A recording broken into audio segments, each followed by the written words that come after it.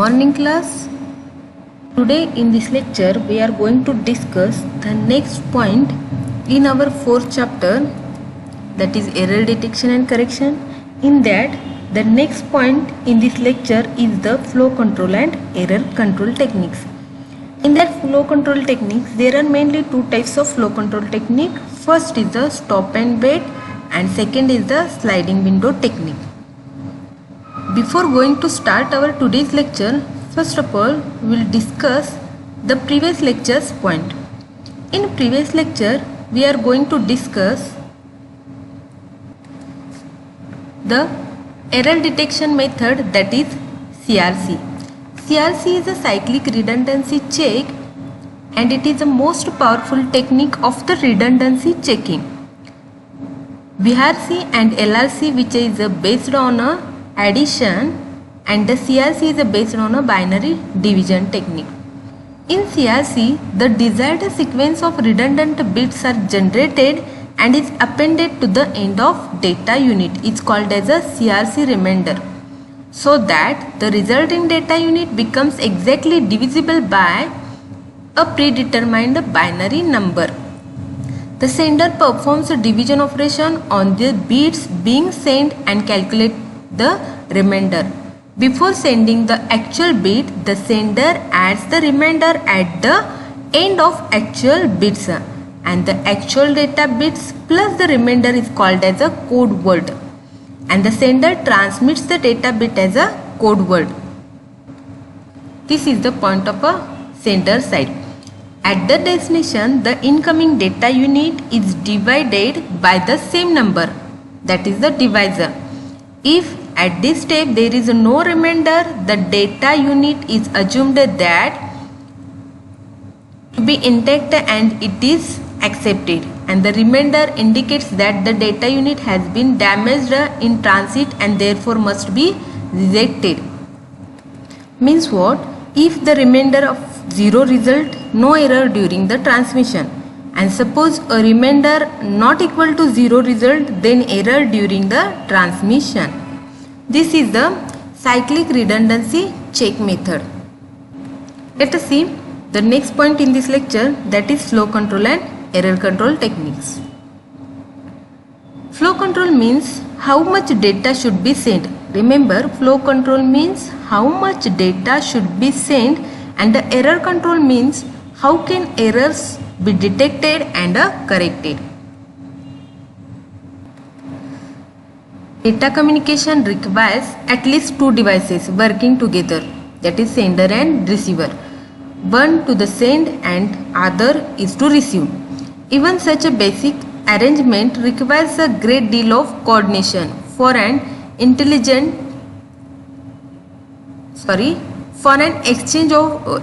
to occur. And the most important responsibility of the data link layer are the flow control and error control. These functions are known as data link layer control. First is a flow control coordinates the amount of data that can be sent before receiving an acknowledgement.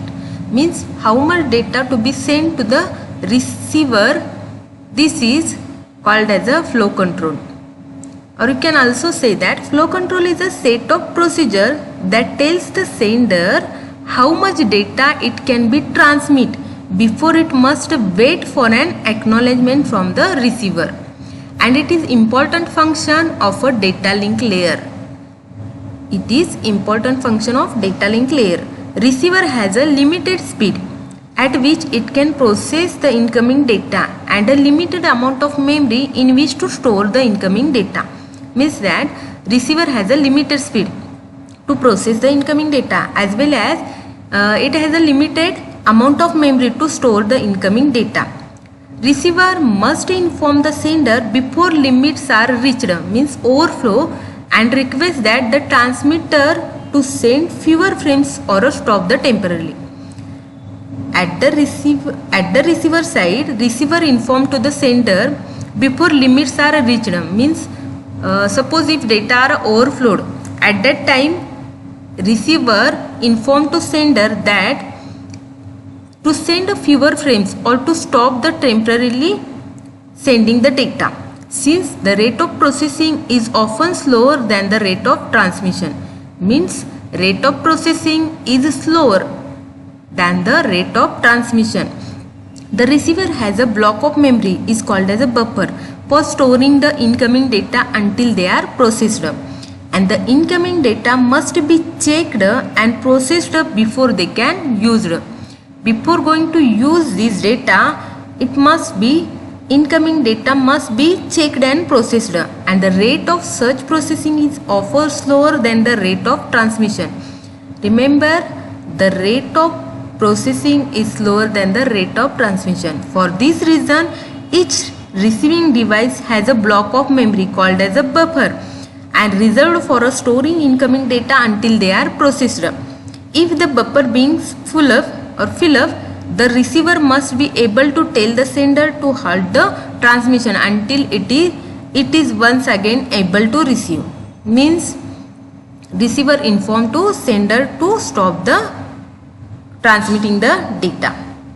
This is flow control. Flow control means set of procedure that tells the sender how much data it can be transmit before it wait for an acknowledgement from the receiver.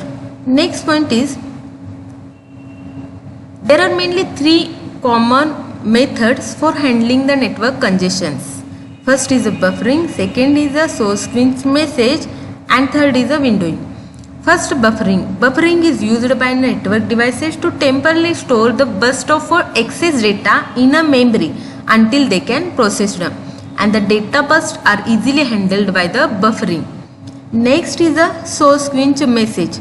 At the source quench message are used by the receiving devices to help to prevent their buffers from overflowing, and the receiving device sends the source quench messages to request that the source reduces its current rate of data transmission as follows. First is, the receiving device begins discarding the received data due to the overflowing buffer. Second, the receiving device begins sending the source quench message to transmitting device at the rate of one message for each packet dropped. The source device receives the source quench messages and lowers the data rate until it stops the receiving the messages. And last is, the source device then gradually increase the data rate as long as no further source quench requests are received. This is the buffering and a source quench message. Next is the windowing. Windowing means it is a flow control scheme in which the source device requires an acknowledgement from the destination after a certain number of packets have been transmitted. And in previous slides we discussed flow control is a set of procedure used to restrict the amount of data the sender can send before waiting for an acknowledgement. There are mainly two types of flow control techniques. First is the stop and wait, and second is the sliding window. In stop and wait technique, send one frame at a time, and in a sliding window technique we can send several frames at a time. Let us see first technique, that is stop and wait. Stop and wait is a flow control technique, and the sender sends a single frame to receiver and waits for an acknowledgement. The next frame is sent by the sender only when acknowledgement of a previous frame is received. The sender waits for an acknowledgement after every frame it sends. Means that sender sends a single frame and waits for an acknowledgement. This process of sending a frame and waiting for an acknowledgement continues as long as the sender has data to be sent. To end up the transmission, sender transmits the end of transmission, that is EOT frame. For every frame that is sent, there needs to be an acknowledgement, which takes a similar amount of propagation time to get back to the sender. There are some propagation time to get back to the sender. Only one frame can be in a transmission at a time. This leads to inefficiency if propagation delay is much longer than the transmission delay. The advantages of stop and wait technique is simplicity. Means each frame is checked and acknowledged before the next frame is sent. Means it is a simple and each frame is checked and acknowledged well. Next is the disadvantages of stop and wait. Only one frame can be sent in a transmission at a time. Only one frame we can send at a time. This is the main disadvantage of stop and wait, and it is inefficient if the distance between devices is long, and reason is propagation delay is much longer than the transmission delay. The main disadvantage is inefficiency, means unable to work proper, and stop and wait is a slow procedure.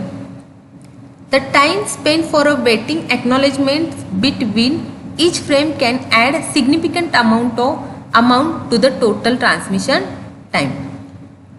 The advantage is it is a simple because each frame is checked and acknowledged well, and disadvantage is only one frame we can send at a time.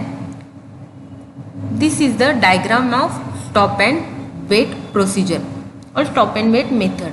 In this stop and wait method, sender sends the frame to the receiver. This is the sender, this is the receiver. Sender sends the data or a frame to the receiver and waits for an acknowledgement. The next frame, that is this is the data 2, is sent only when the acknowledgement of a previous frame is received. Means this is the first frame. After acknowledging this frame, the sender sends the next frame, and this procedure is continuous as long as the sender has data to be sent. This is the data which is sent by the sender to receiver, back to the acknowledgement to that sender. This is the waiting time for this acknowledgement. After that, receiving the acknowledgement, sender sends the next data.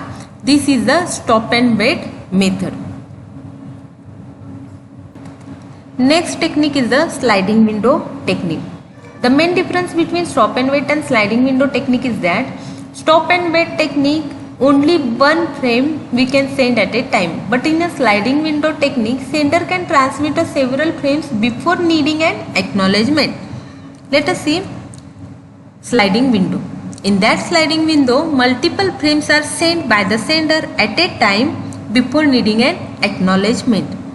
The multiple frames sent by the source are acknowledged by the receiver using a single ACK frames, means acknowledgement frame. Sliding window is a imaginary boxes. In this figure show this is a sliding window, means the imaginary box that holds the frame on a both sender and receiver side. This is the diagram of sliding window. At a time, sender sends these multiple frames at a time before needing an acknowledgement. Frames can be sent one after another, and the receiver acknowledgements only one some of the frames using the single acknowledgement to confirm the receipt of the multiple data frames. Let us see.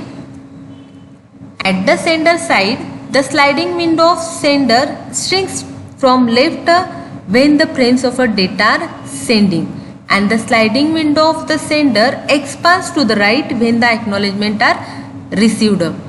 Let us see. At the beginning of a transmission, the sender's window contains n-1 frames. As the frames are sent by the source, the left boundary of the window moves inward and shrinking the size of window. This means if the window size is W, if the 4 frames are sent by the source after the last acknowledgement, then the number of frames left in a window is W-4. When the receiver sends an acknowledgement, the source window is expanded, that is right boundary moves outward to allow in a number of new frames equal to the number of frames acknowledged by that acknowledge. Let us see example. Here in this example, window size is 7. This is the imaginary box or imaginary window see in figure A, the size of window is equal to 7. If the frame 0 through 3 have been sent and no acknowledgement has been received, then sender's window contains the 3 frames, that is 4, 5, 6. This is the 7 window frames. This is starting with the 0, 0, 1, 2, 3, 4, 5, 6. This is the 7 window, size is a 7. And now if an acknowledgement number 3 is received by the source, here only some of the frames are acknowledged by the receiver using a single acknowledgement to confirm the recipient or a sender of a multiple data frames. In this, here suppose 3 frames are received. Sender sends the 3 frames from 0 to 3. At that time, receiver sends the acknowledgement. Here ACK numbered is a 3 is received by the source. It means that the 3 frames, that is 0, 1, 2, 3 have been received by the receiver and are undamaged. Here 1, 2, 3. Sorry, 3 frames are received by the receiver. And the sender's window will now expand to include the next 3 frames in its buffer. At this point, the sender's window will contain the 6 frames, that is 4, 5, 6 and the 701 shown in figure B. This wall moves to the right when frame is received. At this, sender sends this frame and received by the receiver, it acknowledgement with only 1 frame, and receiver assumes that the received frame is received correctly, so that at that time it expands the next 3 frames as shown in figure. Next point is a sliding window on a receiver side. The sliding window of the receiver side sinks from left when the frames of a data are received, and the sliding window of a receiver expands to the right when acknowledgement is sent. Here this wall is moves to the right when frame is received, and this wall is moves to the right when frame is sent. Sorry, acknowledgement is sent.